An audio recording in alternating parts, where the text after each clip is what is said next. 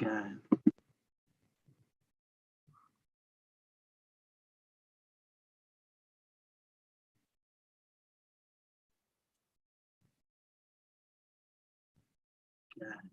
Okay, we are live on YouTube.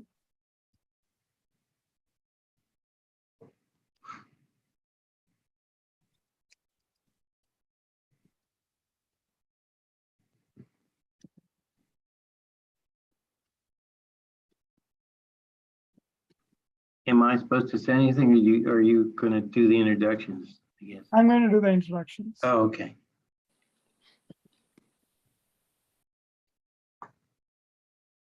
I'm just trying to tell the folks on YouTube to post their questions in the chat window. That's what I did just now. It is 6 o'clock, so we can start. I'll also start the recording on the cloud.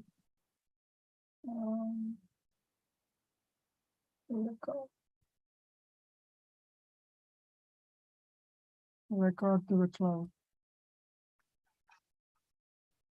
Okay. So let's get started.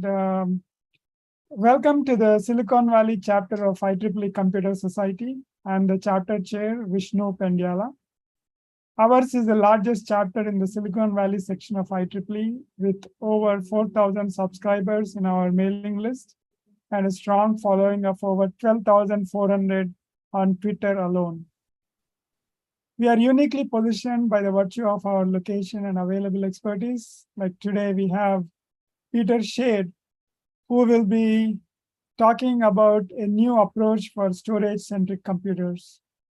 So in this talk, Peter Schade will share his work on disjoint node arrays, the DAC server, a new approach for processing large databases with a storage-centric computer.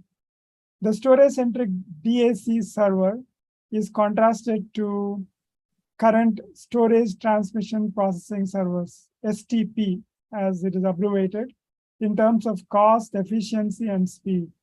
The DAC server uses off-the-shelf memory and processor components and relies on standard protocols like USB in a novel architecture that provide 20x processing throughput for equivalent cost with lower power and cooling needs. So the speaker is Peter Schade, and he is the founder and president of International Microsystems Incorporated. It's a global equipment manufacturer for testing and duplication of flash media such as SD cards, SSD drives, and USB cards. International Microsystems provides fast, accurate, affordable, and easy to operate professional duplication and test systems to leading manufacturers and companies in the semiconductor IC field, telecom industry, automotive industry, electronic foundries, military and government institutions, medical and healthcare centers, promotional marketing agencies, film production, and entertainment industries. In addition, Peter Schade is a world-class expert in the programming and testing of portable memory devices such as SATA, USB, SD, and micro SD. So with that introduction, just wanted to note that you please feel free to post your questions on the chat window, either in Zoom or if you're on YouTube, post them into the chat window and I can relay them over to the speaker. And the slides, if the speaker shares them with us, will be posted on our website in about a week. Okay, with that small note, I pass it over to the speaker, Peter Schade. It's all yours. Okay, I hope everyone can hear me clearly. My name is Peter Schade. My email address is peter@imi-test.com, and I'm with International Microsystems. So today we're going to talk about what we call the DAC server. It stands for Disjoint Array Computer. It's an array computer. We've been working on this for many years, that's what we're going to talk about. So here we go. So let's see here. All right, so here's an outline for today's briefing. We're going to talk about how we view the current topology of a typical data server. We refer to as an STP architecture, and why there's a extremely big bottleneck on data transfer, which affects the efficiency of these computers. After we review the STP architecture, we'll talk about the DAC architecture basics, which yield a higher processor efficiency, which is the main reason DAC should be used. It turns out that it's lower cost and should have a lower TCO, the total cost of ownership, which everyone considers when they're deciding which server to build. After we look at that, we'll go to our example. We built a number of DACs. The latest DAC was a 24-node DAC server. And as an example, a demo example, we processed satellite GUVI data. It's called ultraviolet data and because it's in the public domain, and basically it's easily gotten, and it's a large database. And finally, we'll conclude with a few details about our architecture in a summary. So the story is that what we're trying to do is two things. One is get across the point that the DAC is a paradigm shift. Okay, it affects how CPUs are designed, how CPUs are packaged, and how software is applied to those CPUs. So it is a paradigm shift, and obviously that means there's trouble in adopting it. Okay, but the result of all this is that if you use DACs, you can greatly increase your speed, your data, your processing of data in databases. So the question is it really worth the effort? We'll try to convince you today that it is. Okay, here's a few comments that are worth reading. So I'll give you a second to read it. But basically, the story is that it doesn't seem like Moore's law applies to server processing efficiency. By efficiency, we mean what percentage of time does a processor spend processing versus getting the data or putting the data somewhere. That's what we mean by processor efficiency. Okay, why is Moore's law not applying to this? Okay, well, the problem is presented by Steve Pawlowski here at Micron, and I'll give you a minute to read it. Basically, Steve is saying we have to rethink how we design computers, how we process the data. All right, we can't just go faster and faster on the technology that we have right now. So DAC is a solution to that, which we call, compute-centric, i.e. data-centric, not processing-centric. So let's take a look at the typical STP model, which in my mind started way back then with the IBM 360 and in the 1960s. And at that time, basically, the CPU, the processing part, was kept completely separate from storage. So you had mass storage on first magnetic drums and tapes, and you had your computer basically full of vacuum tubes, and you'd carry this mass storage over to the compute. So the transmission part, even though it was slow, didn't cost anything. So interesting. Well, today, it turns out if you looked at the typical server, they're spending more money transmitting the data than they are on processing or storage. So the transmission went from nothing to the majority of our cost. And this is a real problem, okay? Besides the question of how fast things go, the transmission is costing us a lot of money and time and effort. So if you look at today's server, they're typically in server racks, as they call them, server farms, when you have a bunch. And when you're trying to process large amounts of data, they're typically at the high end in a flash array. And then you have this high-speed connectivity to a blade server. And so you've separated your storage, your data from the processing, just like the IBM 360 did, okay? We gotta do something better than that, all right? Now, if we look at where do we have to look to fix things up?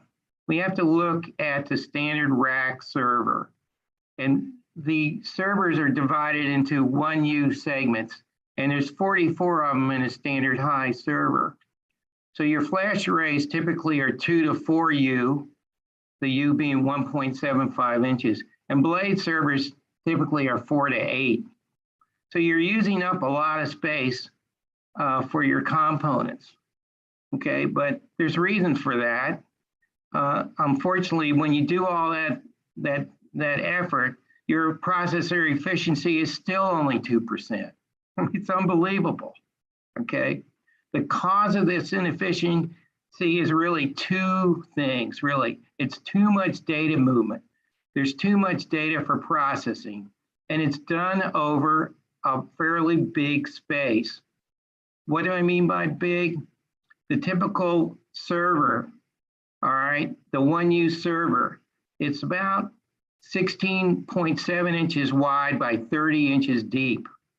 So that's a pretty big area when you think that if you're running PCIe, the longest distance you can go is about 5 inches before you need a redriver. So you just think about that. So when you start pushing high-speed signals around 30 inches deep and 16 inches wide, you have to use a lot of power just pushing it.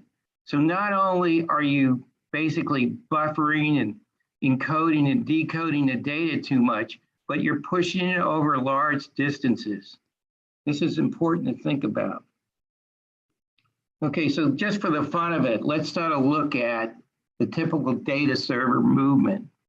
So what we have is we've stored our mass storage off on the left here, and we push it into the CPU through a pipe.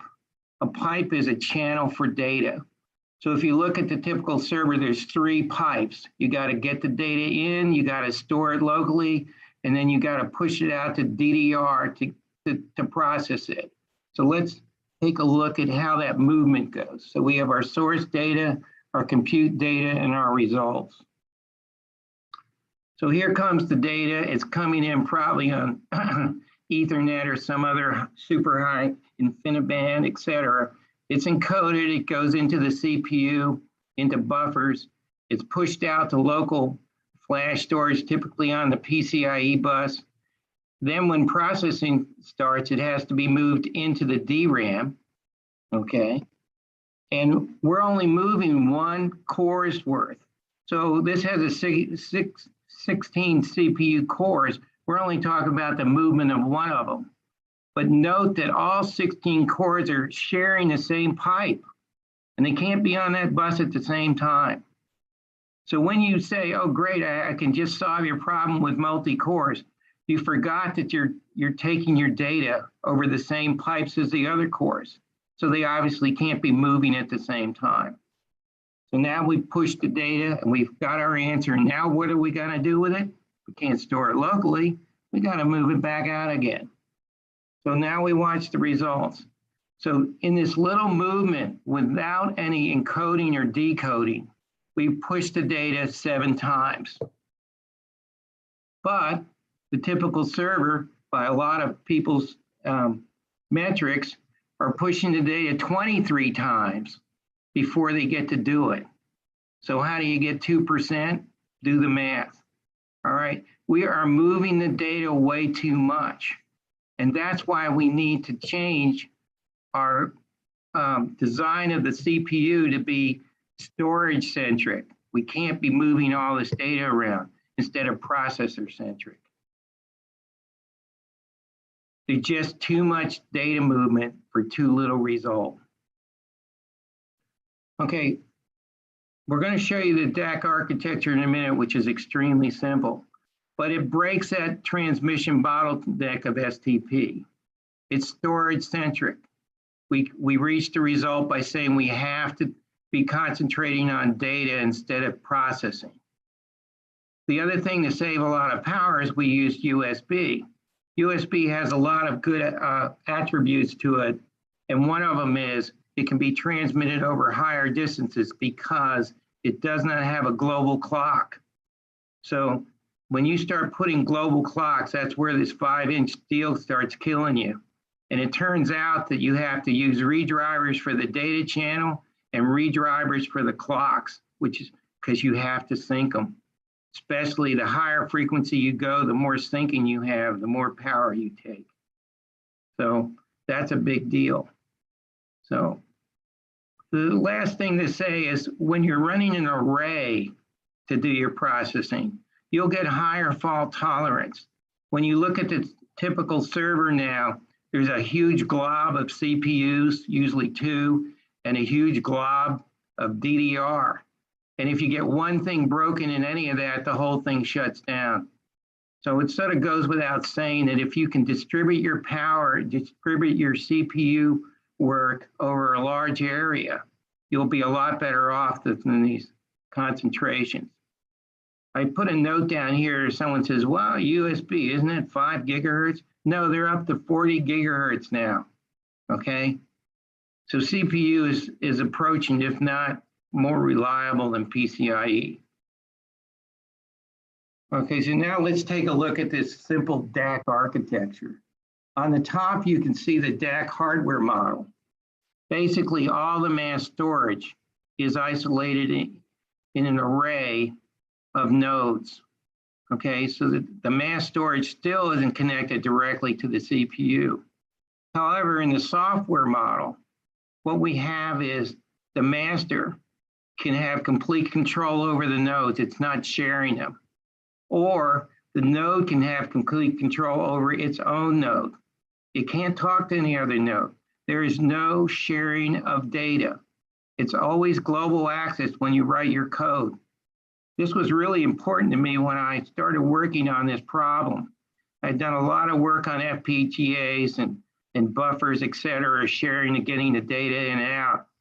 And it's extremely difficult and messes up a lot of algorithms. And when things hang, you know you got a problem. The DAC eliminates that hanging. It only allows global access to all the data that takes part in the process. Another interesting thing here is that when you look at big databases, there were a couple professors at San Jose State who wrote a big book on this. When you analyze big databases, about 5% of the data has to be seen all at once. Okay, it's not completely orthogonal, as I like to say it. So an interesting thing about the DAC is it allows global access for one computer, the master, if it desires, for that 5% and for parsing out who's to do what. Versus when the node takes over, it's not arbitrating on where it's going to get its data. It always only sees global access. So here we go, listing just these principles, okay? It's storage-centric. You get low CPU and data movement latency basically because you don't need any redrivers, right? Everything is a short distance away. You've closely coupled your CPU and your DDR and your flash memory. You have minimal CPU I/O. This is really important. Take a look at the standard Intel server. It's full of I/O. It's full of GPU. It's worrying about how you're going to do a lot of things that you don't need to do to process data. And as I said, you have global mass storage access with no arbitration. And you have low power. All our devices run on a single distributed voltage at 12 volts. Some people like 24, some like 48. I sort of like 12. And it is array processing, okay? That's sort of important because it affects how you're going to end up doing your software. So here's a picture of our 24 node DAC. I'll just put, let's see if I can get the, I'm not sure I can get the, yeah, here we go. Okay, so the way this works, I got my arrow now on 8 of the nodes. There's 3 8s, 3 groups of 8. You can see the top golden part is basically the card guide and a heat sink. So what we've done is we've made basically a 1U package where all the heat is transferred by the card guides to the whole case. So it's a very efficient system. This particular server, it has a single 12 volt power supply, standard power supply in the back. It has a standard mini ITX, basically 6-inch master, and it has one PCIe to USB channel that's passing out the USBs to these groups of 8. So the amount of fans we need in this were 3 15-millimeter fans, 15-millimeter fans. When we looked at the major manufacturer who had a big array of equal storage, he had 8 40-millimeter fans, 8 40 millimeters versus 3 15 millimeters. So obviously our package is a lot cooler and of lower power, and it still does 20 times processing of a typical Xenon processor. I'll show you that in the next picture. Okay, so here was our demo to show you the value of the DAC. It shows that basically these Goovy satellites make 14 passes around the world to cover the whole world and measure ultraviolet energy. Okay, and on the right we see what the output of those satellites go to Johns Hopkins, and they encode the data into 80 megabyte Goovy files. Each Goovy file stands for 20. I think it's one cycle. I could be wrong, it may be 1 day, but I'm pretty sure it's one circumference of that satellite. And we're talking, this has been being done over the last 20 years. So now, okay, so we took our DAC manager, which is this Intel 6 CPU guy here, and we measured how fast it could process those Goovy files. And it could do 14 Goovy files, okay, per second, 14. Then we went out and we built a DAC node using this Qualcomm RB865 CPU. All right, it's on a 1x2 inch card. I'll show you that later if you want. 1x2 inch. All right, it could do 12 of the Goovy files per second. We built some nodes with these guys, and because the DAC is linear, when you go from one node to 4, you'll go 4 times, you'll process 4 times as many. So we didn't actually build 24 of the RB865s. We used another CPU to check the linearity through 24. And you can see we ran 288 files per second. So this shows you the benefit of doing it in array processing versus a standard CPU. And again, the CPU that we used was on a 1x2 inch card, and that Xenon processor was on a 6x6 inch one. So, you know, you can go really fast in a smaller package, especially if you don't have tons of I/O to be worried about. Oops, hold on, I gotta go back. Let's see how we do that. There we go. Okay, so here's a summary of it. Basically, a DAC is parallel processed. We're using closely coupled data. And by that, we actually mean a short distance, okay? We used USB, but the patent actually covers PCIe if you want it. We've done some designs with that, but we haven't really instituted it. A DAC uses an optimized hardware. That means it is in a 1U case, which by the way is pretty hard to do. The standard motherboard uses a shield in the back that's bigger than that. So you even have to change the shield in the back, okay?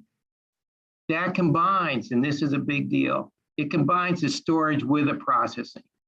You won't need a separate flash array to get high-speed flash. The flash is distributed among the nodes. So in our opinion, compared to today's standard SDP data server, DAC's faster, cheaper, and simpler to build. This is a summary of the important concepts that you have to look at when you try to compare CPUs, okay? Speed with size. If you add more cores, is it linearly increasing? No, okay, because they're sharing the same pipes. So DAC does not share the same pipes. As you add extra nodes, you will linearly increase. 24 will be 24 times more than 1. The processing is distributed. The software is a little bit different, but actually, if you use the same software on the node as you do on your master, actually the port is pretty easy. The DDR is distributed. That's a good thing from a heat standpoint. It's a good thing for reliability. The storage is distributed. We used M.2 cards. Okay, we used the standard. You could obviously design your own, but storage is typically distributed. The transmission, which is short meaning less moves because we put the storage and the CPU together, and short because physically it's short, which is also very important, maybe more important for power reasons. The fault tolerance is high because if you lose one node, you haven't lost 24 of them. And you can check them all the time. So the fault tolerance is good on a DAC. In my opinion, obviously, DAC's is pure server architecture. Oh. Now, I thought because there's a lot of software people and not real big on kicking hardware too hard, we'd have a summary here. I'm not the software expert. The person who did our software is Dr. Jim Brown. He's the author of APL2, which is an IBM standard language for databases. He did that way back when. APL, by the way, stands for Array Processing Language, all right? He's an expert on array processing, all right? He used C++ for the computation and implement the interface between the DAC manager and the nodes. We use Qt to do the GUI data analysis, and on the NetCDF library, we use their software. So the DAC manager, which by the way, is a separate piece of code which could be run on your local computer, all right? The DAC manager uses C, C+, and Java interfaces, and APL. So Jim could sit at home and run on my server up here, no problem. So he wrote the code. By the way, it took a couple years to do this. So the DAC manager's been, this DAC manager, the 24, has been around for almost 3 years. Jim in the last year and a half got this DAC manager running well. So it's not trivial, but it works pretty good. So that's about it. So what the summary basically is we're trying to get a paradigm shift on how computers are done, and specifically data servers.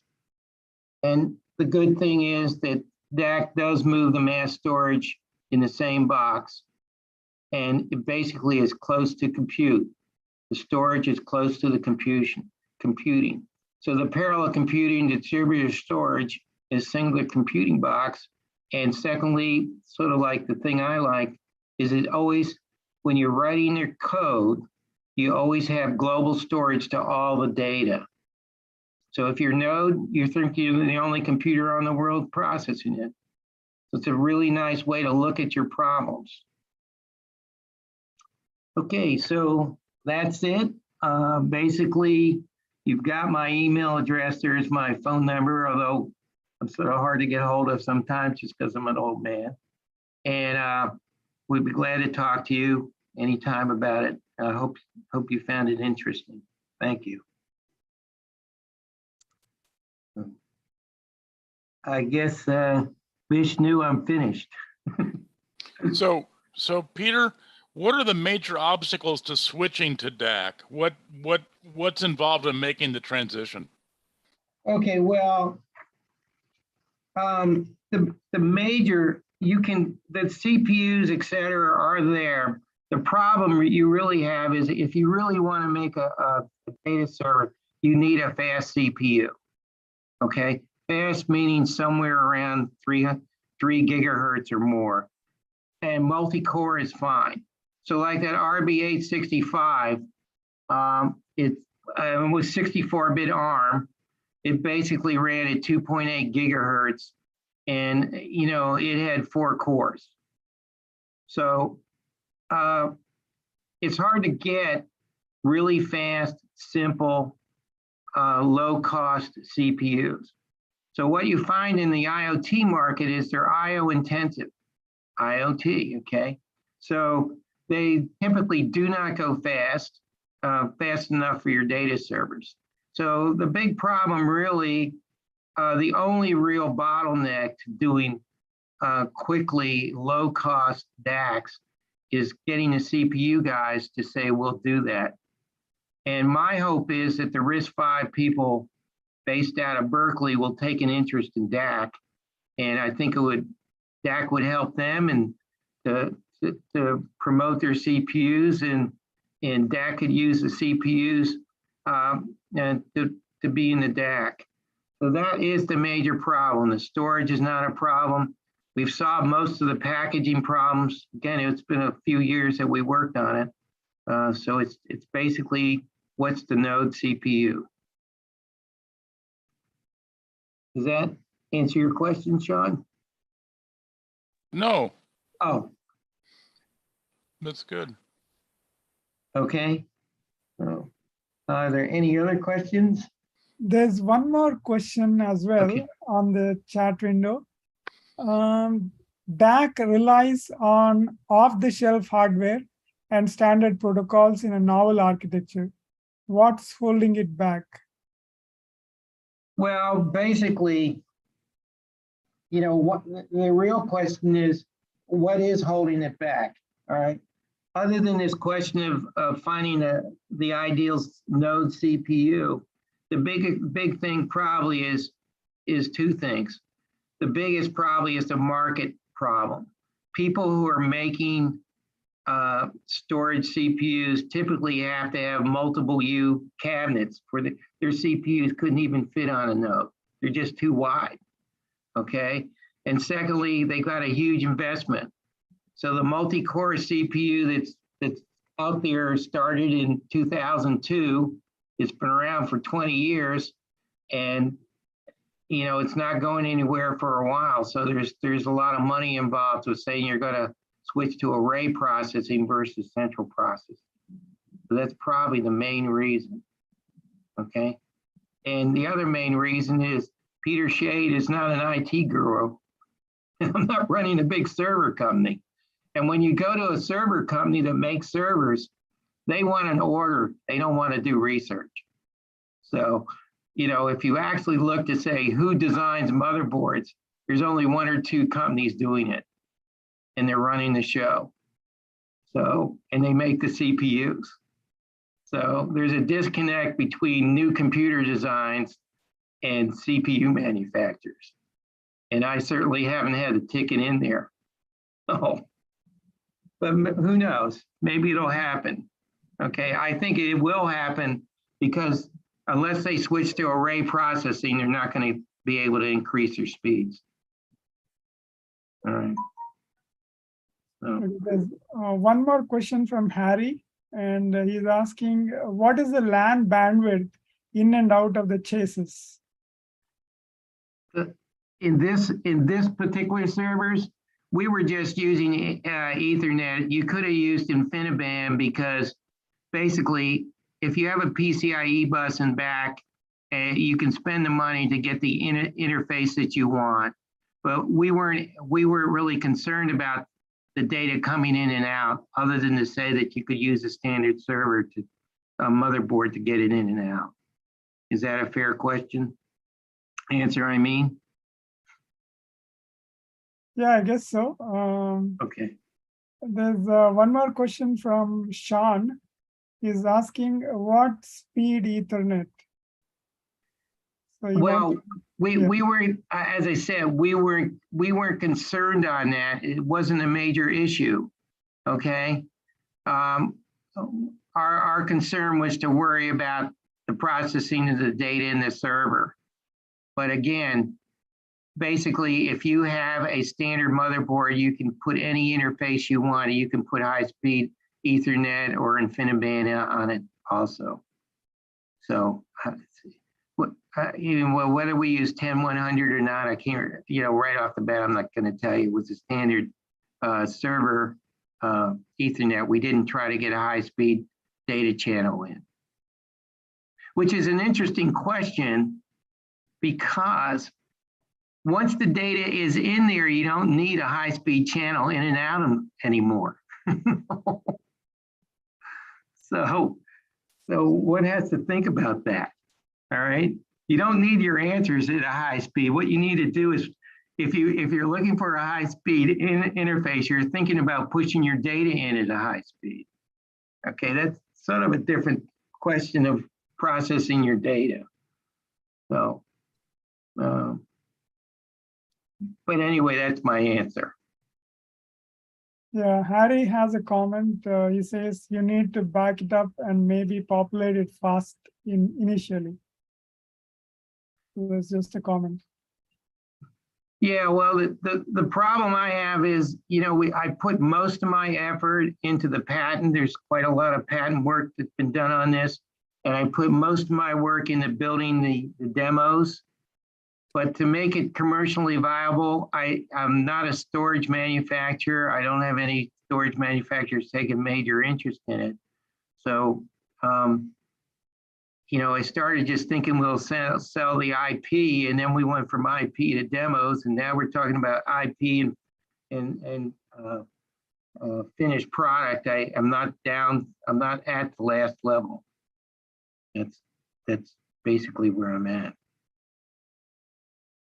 I hope that's an answer on a comment. It's worth hearing. Yeah, I guess so. Let me check the YouTube channel as well. If there are any questions. Oh yeah, there is a question on the YouTube channel as well. So Sandeep Relan is asking, we have heard about Apple M1 Pro, Max and M2 processors. In case you have some insight into M2, are they also going in the DAC direction? Well, we used DAC, we used M2s on the DAC nodes. Okay, there's actually enough room for 2 M2 drives. And, interestingly enough, when 3D Flash came out maybe 5 years ago and everyone started pushing it, I thought we'd be getting M2 with 15 gigabytes easily by now. But for some reason, even though 3D allows 100 times the density of regular Flash, we're not seeing large volumes of super high density Flash. Instead, people seem to be trying to do their own Flash in Flash arrays. But DAC, the M2 form factor works well with a DAC. All right, it's a commodity price, commodity product, and well priced, and much more cost effective than buying a Flash array. So that's actually one of the reasons that DAC is a much more low cost solution to high density memory than a Flash array. It does use M.2s. So I hope that helps someone to think about. Yeah, I think so. Let me once again check if there are any more questions.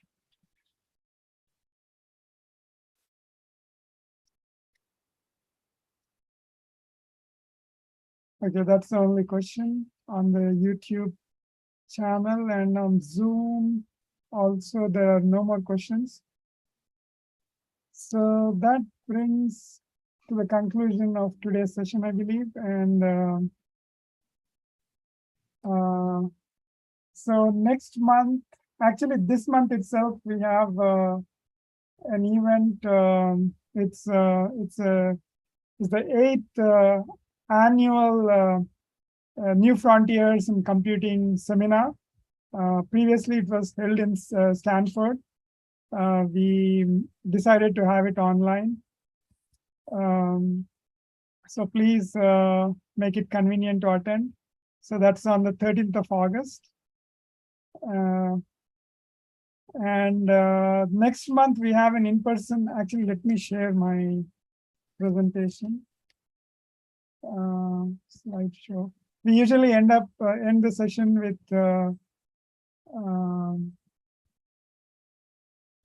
Should I say stop share here?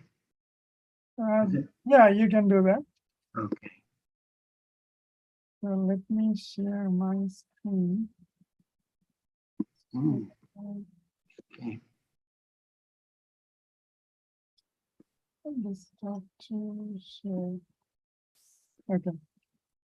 So today's talk was on a new approach for storage-centric computers, and on the 13th of August we'll have New Frontiers in Computing. And our September event is going to be in person. It's going to be co-located with the IEEE GHTC conference. It's the signature conference of humanitarian technologies. So it will be held in Santa Clara University, and we have a couple of talks lined up for you. The first talk is by Jyotika Athavale. She is from NVIDIA. She is the chair of the working group on the standard for safety. So she will be talking on safety of autonomous vehicles. And the second talk will be by Shubhi Asthana. She is from IBM Research. She is our award winner for this year. She won the award for the Industry Rising Star. So she will be talking on artificial intelligence for order management using some risk management techniques and artificial neural networks. So both these talks are on 11th of September at 6 p.m. We'll also have some award presentation. This year's awards will be presented. So hope to see some of you at least there. And with that, we come to a conclusion of the talk. But before we let Peter go, I just wanted to present this certificate. If it was in person, we could have presented here a plaque, but Thank you. so we had to do it online. Okay. So Great. this is all token of our appreciation, and thanks a lot for today's talk. Okay, great. I hope you enjoyed it. Yeah, and hopefully we'll be in touch, and we'll have. In fact, there are some comments in the chat window. People are appreciating your talk. Very interesting idea, Peter, and thanks, Peter, and so on and so forth. So I think people really loved your talk. Oh, well, great. So thanks, everyone, and thanks especially Peter. We will be posting the video and the slides on our website, so please watch out for that, and have a great evening, remaining of the evening. Bye, everyone. Okay, bye. Thank you. Thanks. Let's see.